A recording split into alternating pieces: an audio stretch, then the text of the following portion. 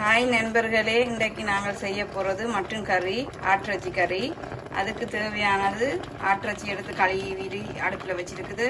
மற்றது ஒரு கரண்டி உப்பு, ஒரு கரண்டி மஞ்சள் தூள், மற்றது கொஞ்சம் கருவேப்பிலை போட்டு அவிய வச்சிருக்கு.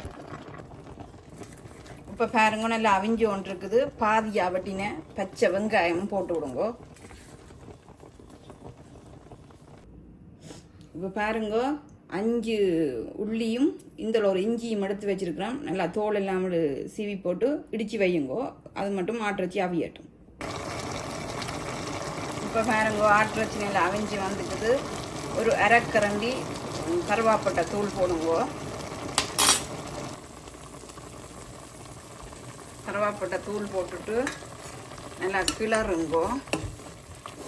கிளறி போட்டு உங்களுக்கு தேவையான உரைப்பு கூடவா குறையவாண்டு சில பேர் உரைப்பாக சாப்பிடுவீங்க. இப்போ இது நாங்கள் ஒரு 5 பேர் சாப்பிட்ற அளவுக்கு தான் ஆட்டிறைச்சி கறி காய்ச்சிடும். அதுக்கு ஒரு 4 கரண்டி தூள் போடுவேன் நான். என்றால் உங்களுக்கு தேவையானண்டா கூட தூள் போடுங்கோ. போட்டுட்டு இஞ்சி உள்ளி ஏற்கனவே குத்தி வச்சுருப்பீங்க, அதையும் போட்டு நல்லா கிளறுங்க. இஞ்சி உள்ளி ஏற்கனவே நான் குத்தி வச்சுருக்கிறேன். அதை எடுத்து அதில் போட்டு கிளறணும்.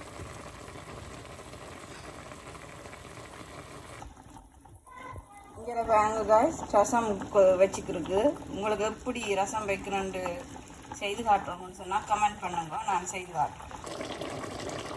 பாருங்க, இப்போ ஆட்டிறைச்சி நல்லா கொதிக்குது, நல்லா அவிஞ்சிட்டுது. ஆட்டிறைச்சி இப்போ ரெடி. ஏற்கனவே நாங்கள் ஒரு 15 நிமிஷம் அவிய விட்டுனாங்க. பிறகு தூள் எல்லாம் போட்டால் பிறகு ஒரு 20 நிமிஷம் அவிய விட்டுனாங்க. நல்லா அவிய விடணும், அப்போ தான் சப்பப்படும்.